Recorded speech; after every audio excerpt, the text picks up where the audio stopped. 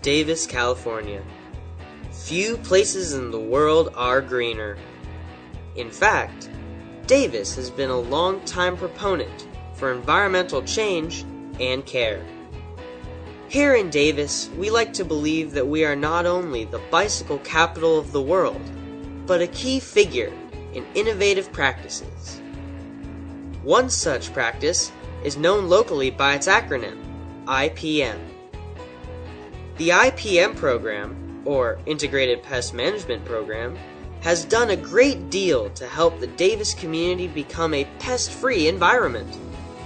However, only a handful of people truly know what IPM is and how it is implemented in our city.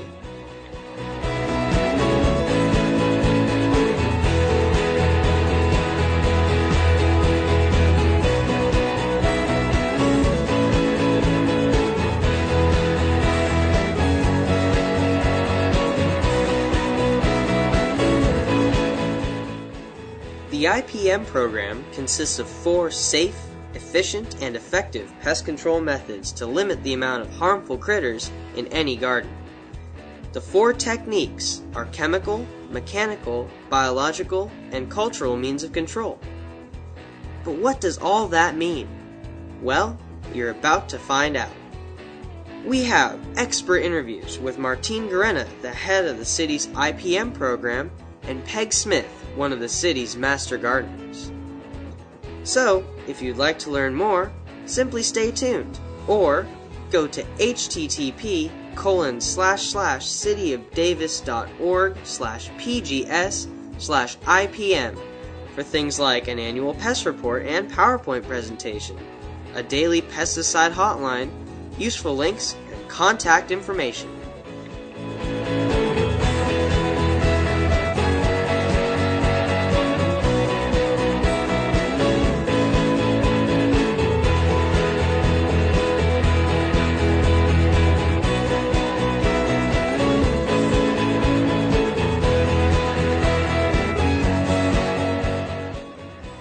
Coming up next, you will catch a glimpse of how easy it is to drastically reduce the amount of harmful insects in your garden with minimal effort. The key to maximizing the effects of your actions comes with the knowledge and judicious application of each of the 4 IPM techniques.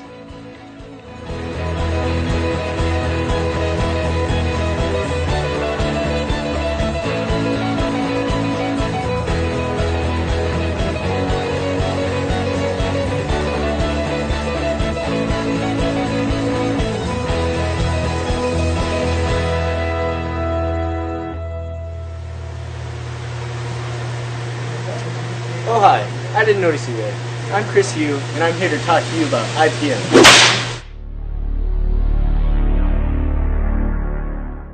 The IPM department was established by the City of Davis to help reduce the number of harmful pests in our community, comprised of the 4 following techniques: chemical, mechanical, biological, and cultural. When used properly, these techniques can help create a pest-free environment.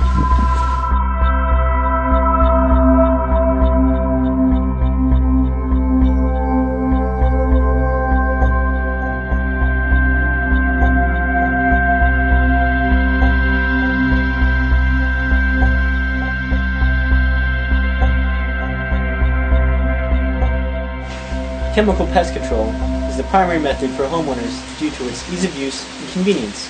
However, these used chemicals will not only kill the intended pests, but also potentially affect innocent plants and animals. So, if chemicals are not the most favorable method, what should you do? Well, that's where the other parts of the IPM program come into use.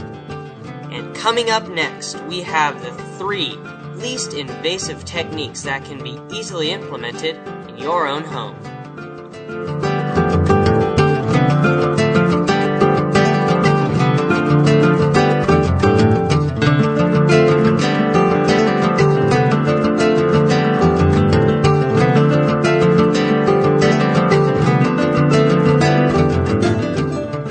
Alright, so here we have Martine Garena, the IPM coordinator for the City of Davis. How are you doing today? Good. Alright. So, what exactly is IPM? IPM is the acronym for Integrated Pest Management. And as the term implies, it's integration of various methods to control pests. Normally, we think of pest control, first thing we think of is pesticide, chemical control. But there are other techniques that can be used to address pests, such as biological controls, where, for example, one insect will lead another, in the case of a ladybug and an aphid. Then you have mechanical controls, where you use mechanical means to take care of the pests, such as the fly swatter. There's no resistance to that. And another would be cultural control, where you would use techniques in the garden, for example, mulching or crop rotation, in order to kind of fool the pests and displace or kind of interfere with their life cycles to the point where the pest would no longer be a problem.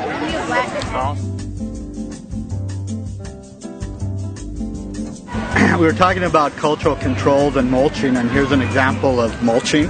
You can see a pretty thick layer of mulch that will pretty much suppress. You can see here weeds popping up on the side. Well, when you have a huge amount of material on it, it basically keeps it under. Another technique is known as sheet mulching, where you would put down a layer of either cardboard or various sheets of newspaper or weed cloth, where you would cover the emerging weeds and just smother them with a layer of mulch. And that will keep the area free from weeds easily for over a year, until that material starts to break down, as well as the mulch, and then you'll have certain weeds coming up.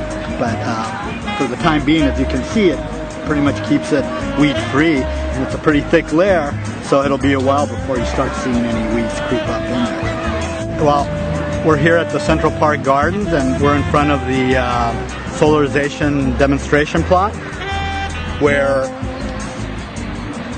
we use ultraviolet protected plastic that pretty much pasteurizes the soil. And what we do is, in the summer months when it's really hot, we wet the soil down really well and then put this layer of plastic over it. So through the day, the temperatures get 100 degrees, but it can get up to 160 right on the surface, and actually 6 inches down into the soil will get as high as 90 to 100 degrees. And that's really hot. The seed bank, the weed seed bank that's in that soil, gets affected by those temperatures, because normally the soil is a great insulator and keeps that temperature at about 60 degrees or so. So you raise the temperature that high to 90 to 100 degrees, and it weakens it or outright kills many of the seeds. So when you pull this plastic back at the end of the summer, beginning of the fall, you'll have an area that's pretty much weed-free.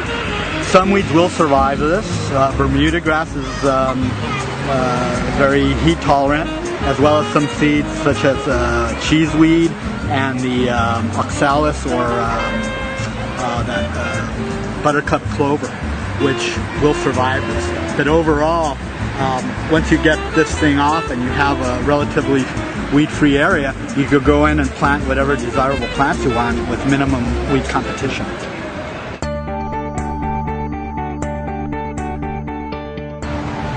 We're still here at the Central Park Gardens, and we've talked about cultural controls, dealing with mulch and solarization. And there's the most common one that a lot of people use, such as mechanical. And here we have an example of a weed, and a weed being a plant out of place. And what we do, this would be known as mechanical control. You pull it out with your hand. I'm Peg Smith. I'm a master gardener trained in Yolo County, and I volunteer at the Central Park Garden as my volunteer hours for the program. I'm mainly involved with the vegetable garden area, and we have a lot of pests that we have to deal with there that would prefer to eat our vegetables before we get to eat them. And one of the biggest problems we have is caterpillars. And a lot of the garden, we plant things to encourage butterflies and moths, because they do a lot of pollination for us, similar to bees. but at the same time we don't want them eating the vegetables. So the way we handle the pest control for the caterpillars is if we can hand pick them off and keep the population under control that way, we simply just go out there and we pick them up and put them in the garbage, or the compost. And if we have a population that's getting out of control, there are biological means that are recommended by the UC research for biological control of caterpillars, and that's the Bacillus thuringiensis, and commonly known as BT. And the way that works is the caterpillars ingest the BT that's sprayed on the plants, and then they stop eating. So over a period of about 5 days, they die. And if you repeat these applications about every 10 to 14 days, you keep the populations under control. This also works for tomato hornworm for the summer when you have tomatoes growing and you see the long green caterpillars. Very often you don't see the caterpillars because they're very well disguised in the plants, but you will see their frass, which is the droppings that they leave, the little black specks. And when you see those, have a good look at the stems and the leaves and you will find the caterpillar. And if you can hand pick them and handle it that way, that's great, but otherwise you can use the Bacillus thuringiensis again. Another beneficial insect that we like to encourage to the garden is the lady beetle, because it does eat copious quantities of aphids. And it's interesting because when people come to the garden, they look and they see aphids, and they say, well, why don't you use something to get rid of them? And I say, well, there's lots of lady beetles there with the aphids as well. And if I don't keep a few aphids around, then the lady beetles will move off and the population of the aphids will really increase. So I always tolerate just a few aphids in the garden to encourage the lady beetles to come in and be my natural pest control. The City of Davis's West Pond is home to a plethora of plants that harbor many beneficial insects. Planting an assortment of flowering plants provides a year-round nectar and pollen source attracting beneficial insects. These plants help prevent future pest outbreaks in your garden.